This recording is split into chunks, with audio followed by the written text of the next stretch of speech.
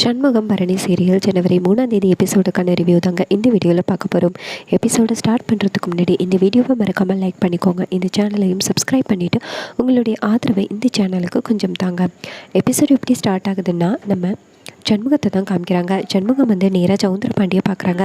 சவுந்தரபாண்டி வந்து சண்முகத்தை போலீஸ் ஸ்டேஷன்லேருந்து வெளியில் பார்த்ததோட செமையாக ஷாக் ஆகுறாரு. சவுந்தரபாண்டி கேட்குறாரு, டேய் நீ ஸ்டேஷன்லேயே இருக்கணும், எப்படிடா வெளியில் வந்து அப்படின்னு. அதுக்கு சண்முகம் சொல்கிறாரு, நீனும் உன் பிள்ளையும் சேர்ந்து பிளான் பண்ணி என்னை உள்ளர தள்ளலாம்னு பார்த்தீங்களா, அந்த அப்பா முருகன் என்னை காப்பாற்றிட்டான். நீயும் உன் பிள்ளையும் சேர்ந்து ஈஸியாக வந்து என்னை கவுத்தரலாம்னு நினச்சிங்கல்ல, நீ எவ்வளோ பெரிய தப்பு பண்ணியிருக்கன்னு எனக்கு நல்லாவே தெரியும். இது நடக்கிறது தர்ம யுத்தம், இந்த யுத்தத்தில் நான் தான் ஜெயிப்பேன் பார்த்துக்கோ அப்படின்னு சொல்லிட்டு சவுந்தரபாண்டியோட கழுத்தை இறுக்கி பிடிச்சி ஒரு செல்ஃபி எடுக்கிறாரு சண்முகம். அப்போ சவுந்தரபாண்டி சொல்கிறான், உனக்கு எவ்வளோ தைரியம் இருந்தால் இப்படி பண்ணுவேன் அப்படின்னு. அதுக்கு சண்முகம் சொல்கிறாரு, இன்னும் கொஞ்ச நாளில் உன்னையும் உன் பிள்ளையும் இந்த ஊரை விட்டு ஓட வைக்கிறேன். என் குடும்பத்தை எந்த அளவுக்கு நீங்கள் அவமானப்படுத்தியிருக்கீங்க, என் கண்ணு முன்னாடியே நிற்காதீங்கடா அப்படின்னு சொல்லிட்டு சண்முகம் அந்த இடத்துலேருந்து போகிறாரு. இன்னொரு பக்கம் பாண்டி வந்து லத்தியெல்லாம் ரெடி பண்ணிகிட்டு இருக்காரு. லத்தியில் நல்லெண்ணெயெல்லாம் தேய்ச்சி எப்படி வந்து சண்முகத்தை அடிக்கிறது அப்படின்னு ரெடி பண்ணிக்கிட்டு இருக்காரு. இன்னொரு பக்கம் நம்ம சவுந்தரபாண்டி சரியான கோவத்தில் ஸ்டேஷன் வராரு. அப்போ பாண்டி சொல்கிறாரு, அப்பா உனக்காக தான் வெயிட் பண்ணிக்கிட்டு இருந்தேன், ஏன்ப்பா இவ்வளோ நேரம் அப்படின்னு. அதுக்கு சவுந்தரபாண்டி சொல்கிறாரு, லூசு பையலை, அவன் தப்பிச்சு போய் அவ்வளோ நேரம் ஆகுது இன்னுமா தெரியல உனக்கு அப்படின்னு. அப்போ சவுந்தரபாண்டி சொன்னதை கேட்டுட்டு பாண்டி ஷாக் ஆகி போயிட்டு செல்லுக்குள்ளே பார்க்குறாரு. பார்த்தா உள்ளார சண்முகம் இல்லை.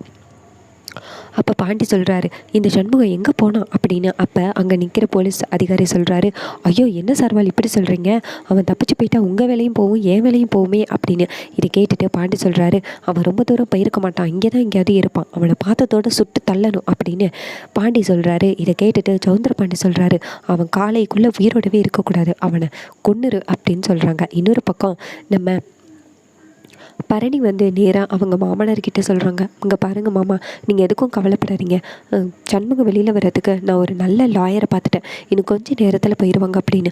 அதே நேரத்தில் திடீர்னு அந்த போலீஸ் வந்து நம்ம பரணிக்கு கால் பண்ணி இன்னும் கொஞ்சம் நேரத்தில் சண்முகத்தை அடிக்கிறதுக்கு எல்லாமே ரெடி பண்ணாங்க, நான் யாருக்கும் தெரியாமல் சண்முகத்தை வந்து தப்பிக்க வச்சுட்டேன் அப்படின்னு சொல்ல. இது கேட்டுட்டு பரணி சொல்கிறாங்க, உங்களுக்கு அறிவு இருக்கா, அவன் பாக்கு விற்றது கூட பிரச்சனை கிடையாது, ஆனால் தப்பிச்சு போனால் பாருங்கள் அதுதான் பிரச்சனையே அப்படின்னு. அதுக்கு போலீஸ் சொல்கிறாரு, அவன் மட்டும் இங்கே இருந்திருந்தா நைட்டோட நைட்டாக சண்முகத்தை கொண்டு இருப்பாங்க, இதுதான் இவங்களுடைய திட்டமே அப்படின்னு. இதை கேட்டுட்டு பரணி ஷாக் ஆகுறாங்க.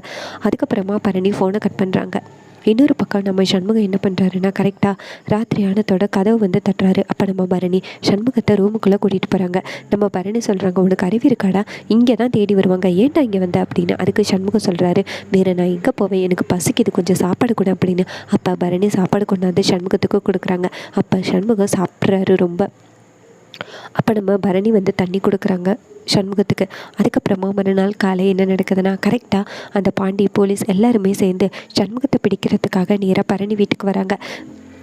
வீட்டு கதவை தட்டினதோட பரணி கதவை திறக்க. அப்போ பரணி கேட்குறாங்க, இருக்கு இங்கே வந்து அப்படின்னு. அதுக்கு பாண்டி சொல்கிறாரு, சண்முகம் தப்பிச்சிட்டான், இங்கே தான் வந்திருப்பான்னு எனக்கு தெரியும் அப்படின்னு.